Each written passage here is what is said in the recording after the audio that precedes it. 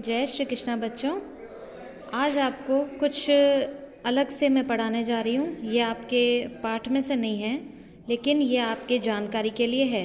इसमें आप ये चित्र देख रहे हैं, ये गाय है और इस गाय का नाम क्या है? कामधेनु। और इस कामधेनु में गाय को हम क्या कहते हैं? गौ माता कहते हैं। उसको हम माता के समान मानते हैं। तो ये जो गौ माता हैं, इनको हम क्या कहते हैं? कामधेनु। और आप इनके अंदर देख रहे हैं, इनके अंदर खूब सारे भगवान आपको दिखाई देंगे। इसमें ब्रह्मा जी हैं, सरस्वती माता हैं, शिव जी भी हैं, विष्णु भगवान हैं, लक्ष्मी माता है। कई तरह के सारे भगवान इनके अंदर हम मानते हैं कि ये हमारी गौ माता है। तो आज हम इनके बारे में कुछ पढ़ रहे हैं।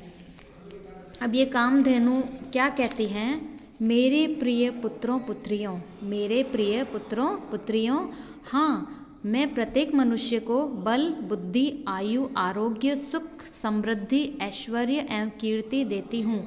अब आपको ये बात कौन बता रही है? ये बात आपको गौ माता बता रही हैं। गौ माता अपने बारे में आपको बता रही हैं। वो क्या कह रही हैं?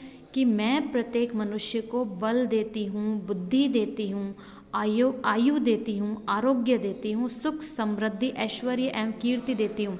आप कैसे देती हैं गौ माता आपको? ये कैसे देती हैं?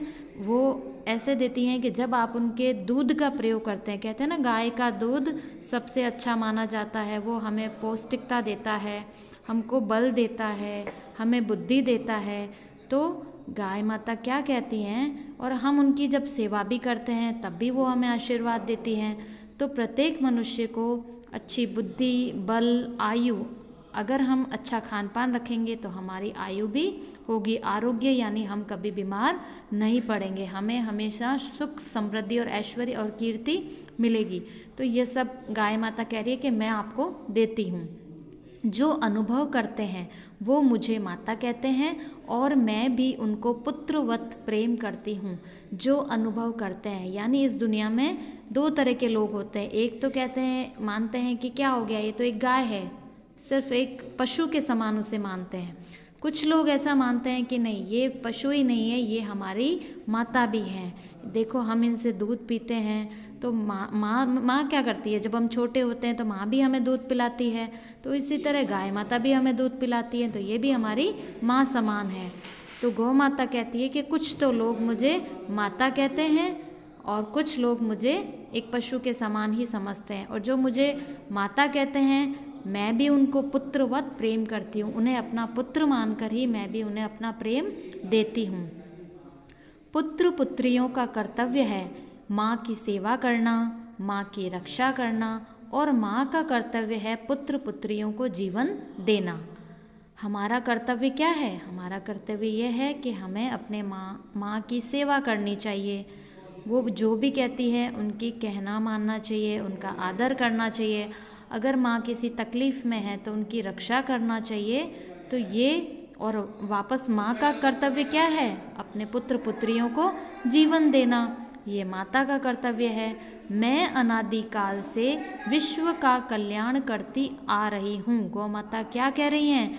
कि मैं अनादिकाल से यानी बहुत पहले से, अभी जब ये दुनिया बनी है तब से, अनादि कालों से विश्व का कल्याण करती आ रही हूँ। हम सब जगह यही देखते हैं, चाहे हमारा भारत देश है या दूसरे देश हैं, पूरे विश्व में गौ माता का दूध हम प्रयोग में करते हैं।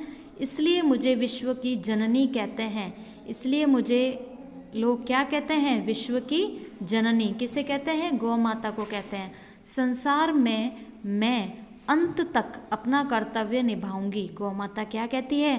कि इस संसार में मैं अंत तक अपना कर्तव्य निभाऊंगी, चाहे वह धर्म युग हो या विज्ञान युग। पुत्र माँ से प्रेम करे या उसे कष्ट दे, मुझे तो मेरे पुत्रों पुत्रियों से प्रेम करना ही है। गौ माता क्या कहती है? कि संसार में मैं अंत तक अपना कर्तव्य निभाऊंगी। मतलब मैं इस संसार में अंत तक, ये दुनिया जब से आरंभ हुई है और जब इस संसार का अंत होगा तब तक मैं अपना कर्तव्य निभाती रहूँगी, चाहे वह धर्म युग हो या विज्ञान युग। चाहे वह धर्म युग, यानी कहा जाता है ना 4 तरह के युग होते हैं, ये सतयुग, त्रेता युग, द्वापर युग और कलयुग। तो चाहे धर्म युग हो या विज्ञान युग, चाहे वहाँ पे धर्म की स्थापना हो, व्यक्ति हमेशा सत्य का पालन करता हो और सभी लोग प्रेम से मिलजुल के रहते हों, वह धर्म युग हो चाहे विज्ञान का युग। आज का हमारा युग कौन सा है? विज्ञान का युग है। तो चाहे धर्म युग हो चाहे विज्ञान युग हो, पुत्र माँ से प्रेम करे या उसे कष्ट दे। दुनिया में कई तरह के पुत्र होते हैं। कई तो ऐसे होते हैं जो माँ की सेवा में अपना जीवन बिता देते हैं। कुछ पुत्र ऐसे होते हैं जो माँ की सेवा नहीं करते हैं। तो चाहे माँ से प्रेम करे या उसे कष्ट दे, मुझे तो मेरे पुत्रों पुत्रियों से प्रेम करना ही है। ये गौ माता कह रही है कि चाहे मुझसे कोई प्रेम करे ना करे, या पुत्र माँ से प्रेम करे ना करे, या उसे कष्ट दे, कोई भी युग हो, मुझे तो मेरे पुत्र पुत्रियों से प्रेम करना ही है। ऐसा गाय माता कहती है।